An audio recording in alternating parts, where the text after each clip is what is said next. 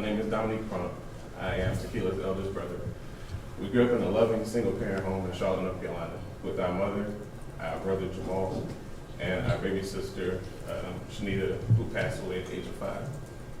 My mother worked tirelessly to provide us with everything that we needed and most of our wants. Our environment was warm, safe, and clean. When I first learned my sister was pregnant with Tanasia, I wondered how she would be able to take care of her when she could barely take care of herself. Ultimately, Tequila moved to Lynchburg, Virginia during her pregnancy, where she chose to give birth alongside with her partner at the time. When I heard that she had given birth, I left Maryland, where I had a 3-month-old baby myself, with my in-laws to come check on her in Virginia. While I was still worried, I found comfort in knowing that Tequila's partner at the time showed genuine love and concern for the baby. Your Honor, when Tanasia came into the world, she was surrounded with people that loved and cared about her. Unfortunately, my sister, her mother, and the person that was in place to protect her and love her the most failed to keep her safe and place her in a stable environment. Tequila was always on the move, bouncing from state to state, partner to partner. Many people along the way tried to help Tanasia give her the environment that she needs, and Tequila turned us all down. We all knew that Tanasia deserved better and wanted to provide that for her. The most time I spent with Tanasia in her short life was when she was 14 months old, and I sent a bus ticket to Virginia for her to come and spend Thanksgiving with me and my family in Maryland. I picked Tequila up from the bus station. Both she and Tanasia were dirty and smelled. Tanasia's clothes were wet and she was shivering cold. She didn't have a coat. Tequila had no diapers or wipes. She came with a bag of dirty clothes and cigarettes in her pocket. I immediately took her to the store to get clothes with the money that my mom provided for them. Tequila was upset that I didn't give her the cash. I gave Tequila some of my own son's diapers, wipes, and supplies to help her get by. During the week that they were with us, my wife, my mother-in-law, and I witnessed a lot of verbal abuse and neglect. I never imagined in a million years that we would be where we are today, but I know that my sister was struggling and needed help. I knew Tanasia needed more. When I took Tequila to the train station, I tried to talk to her about what I observed. Tequila told me how stressed she was and how she needed a break from Tanasia. I explained that Tanasia was her sole responsibility and she needed to find better ways to cope and care for her. As a parent, you do not get a break from parenting. That's your sole responsibility. After I put them on a train and back to Virginia, I could not stop thinking about my niece. I made the decision to call Child Protective Services in Lynchburg, Virginia, and I explained my observations. My intentions were to see if there were any resources they could provide. I was told that no one had ever called before, so there was nothing they could do, but they will make a note of it. In the fall of 2016, I was notified by my mother of burns that Tanasia had suffered. Tequila told my mother and I that it was a result of her making her own bath water. She said that Tanasia had special needs and was trying to make a big girl move. I took her word for it. For all the things that my sister is, I could not imagine that she would intentionally hurt her own child. My wife and mother-in-law told me that Tequila's story didn't add up. My wife, who was a social worker, tried to talk to Tequila. She became defensive but answered all the questions correctly. I know now that Tequila lied to us and that Tanasia was suffering imaginable abuse. At this time, I found comfort at knowing that Child Protective Services here was looking after her and checking in often. Several months later, I received a call from my mom telling me that Tanasia was in the hospital. Tequila told her that she had a seizure and was in a coma. She told my mom that she would give her time to get to Ohio before she pulled the plug. Tequila never called me or answered my calls. I finally got through to her. Through text messages. Again, I questioned her. The story that she told me didn't make sense. I wanted the truth. I wanted to know what happened to my niece. But my sister accused me of not believing in her as a parent. Tequila, you were wrong. I believe that you were better than this. The next morning, in the wee hours, we learned through Facebook posts that my sister was being questioned in the non-accidental injuries and ultimate death of my niece. With more questions than answers, my wife and I took off for work, came to Cleveland looking for answers, and to get my niece back to Charlotte where she could be buried alongside my sister. Ironically, we had to wait for Tequila's permission to bury her. It was during this trip to Cleveland that we learned how much suffering that my niece endured the months leading to her death. I saw the house that they lived in. There was no bed in the room that she just slept in. It looked more like a jail cell than a bedroom. It was cold and the walls were literally crumbling in the room. There was a dresser and closet.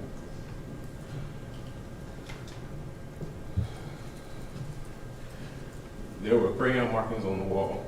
I imagined my niece alone in the room, drawn on the walls and suffering. The room had a lock on the outside of the door and no knob on the outside. It was on the outside of the door, no knob on the inside of the door where she could get out. I know now that Tanisha spent a lot of time in that room with no food and water as punishment for being a child. The room that Ursula and Tequila slept in had a bed, dresser, and television. In the closet, we found a box of toys. They were toys that my mom sent for Tanisha. These toys were unopened and put away. It was as if Tequila intentionally deprived Tanisha of any joy. To give her those toys would cost her nothing. The house was cold and the horrors of what happened were all around. I know that now that my niece was malnourished and sustained injuries over the time that went untreated. She suffered.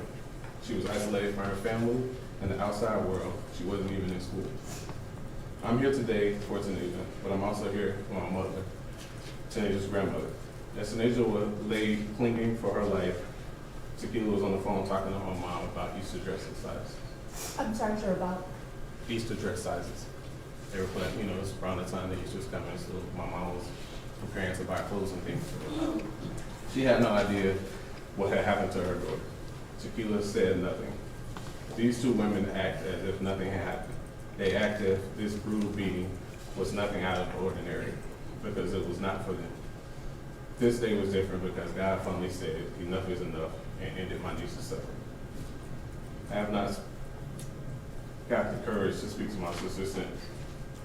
I'm here to ask the court to please make Tequila and Ursula pay for the pain and suffering that Tanisha endured. She was a child that depended on her mother and partner to take care of her, and they failed. Both of these women need to serve the maximum amount of time allowed. They need to spend the rest of their natural lives thinking of the heartless, senseless, and unnecessary death of an innocent 5-year-old who was loved and wanted by them. Thank you.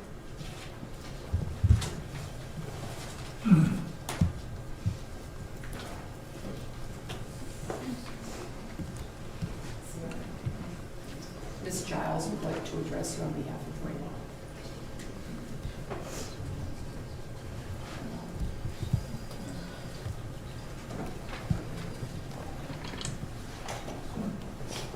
Yeah. Just please state your name and spell for the record. Sierra Giles, Sierra Giles, Giles. The trauma that these two women cause is irreversible. There is no apologies that they can give to make this right. Rayvon will deal with this pain for the rest of his life. He lost his innocence in childhood, and everything that was innocent is now gone. Rayvon witnessed the murder. The murder of a child that he considered to be his sister. There is not enough hugs that I can give him to make it better, or can I make his pain go away. Rayvon will forever have the images of seeing Tanisha lay there, lifeless, cleaning blood out of her mouth and performing CPR, while the two adults at the home went on about their day. They forced my baby to become a man at the age of 15. While a normal 15-year-old is supposed to be enjoying high school, he is in counseling for post-traumatic stress disorder and anxiety. After Tanisha was murdered, Rayvon slept with me for weeks and blamed himself for her death. At the age of 15, Rayvon was still a child and should not have been subjected to any of this. He and Sanasia were supposed to be protected by the adults in the home. Yet Sanasia was murdered, and Rayvon is left with these horrible memories to live with. None of us can imagine the fear and hopelessness these children experienced that day. 11 to 13 hours of uncertainty. Ursula Rayvon is our son, and throughout his life, he has always held on to the hope that you would get it together. No matter how many times you failed him an empty promise, he still had faith in his mother that you can be the mother that you needed him to be. He fought for you, and when he was the only one fighting, you knew what you did March 17, 2017, and you thought Rayvon would cover for you and continue to fight for you as his mother. You allowed him to come into this courtroom and testify against you. Rayvon needed you to be his mother and to own up what you did, but instead you allowed him to be portrayed as an envious teen and his character questioned. You took the life of a 5-year-old child, took the innocence of our son. I'm happy that the jury saw through the cloud of doubt that the defense attorneys tried to create, and I would ask the court that Ursula get the maximum sentence on all charges to ensure that justice is served for Sanasia, Rayshawn, and Rayvon. Tequila, while I feel sorry for you due to you losing your daughter at the hands of Ursula, I do not feel any sympathy for the possible jail time you are facing. Rayvon needed you to speak up, but most importantly, your daughter, Sanasia McLeod, needed you. I know how manipulative of a person Ursula can be and how controlling she can be, but despite that, Sanasia was your daughter, you was her mother, and your loyalty should have been there. You betrayed her trust and the trust of all children within that home, and for that you deserve whatever sentence the honorable judge hands down. Judge, I do believe it would be beneficial for Tequila to receive mental health and counseling during her jail time. In closing, I would like to tell you about the extent of damages that these women caused. Rayvon is scarred by the abuse he endured at the hands of his mother Ursula and the abuse he witnessed from the time Sanasia came to Cleveland. Throughout his life, he has been beaten with objects, forced to hold pots of water while standing, pushed down the flight of stairs, all trying to intervene for Sanasia while she was being abused. Rayvon has tried to commit suicide on multiple occasions because he carried the guilt of what his mother did. And she has yet to apologize to him or the family for what she did. He wakes up in cold sweats and have nightmares targeted by what he witnessed. Rayvon has been teased, questioned, humiliated by the actions and inaction of these two women. He lives with the guilt of not being able to save his sister when action had fallen on his shoulders. We ask that you show them no mercy while you sentence them because they showed no absolute mercy for Sanasia and Rayvon. Thank you. Thank you. Ms. Frawley? Thank you, Your Honor. You've heard from family members about these children. Though none of us had the pleasure of meeting Tanasia McLeod, we heard what kind of a child she was and what she potentially would have been. The purposes and principles of sentencing, Your Honor, are to punish the offender and to protect the public. And how do you mete out justice in a case that screams for the maximum sentence? And it screams for the maximum sentence because of their actions or their inactions. You sat through the trial just like we did. You heard the testimony that came from that witness stand. You heard that members of this community became involved in this case, other professionals in their professional capacities because they had observed Tanasia and how Tanasia acted when her hands were burned. She wouldn't look you in the eye. She didn't flinch when they ripped the bandage off. When a grown man would flinch was the testimony of Tanya Fisher, a nurse at the Metro Burn Unit. She picked up the phone when she heard that Tanasia McLeod died to call the homicide detectives and say, this is what we observed back on October of 2016. You heard from Dr. Dietz and Dr. Stormworken. Dr. Dietz said she was malnourished.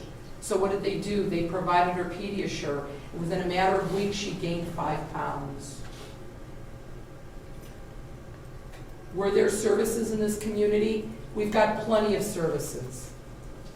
And if it wasn't for CCDFS, who said, there's something wrong here in February of 2017,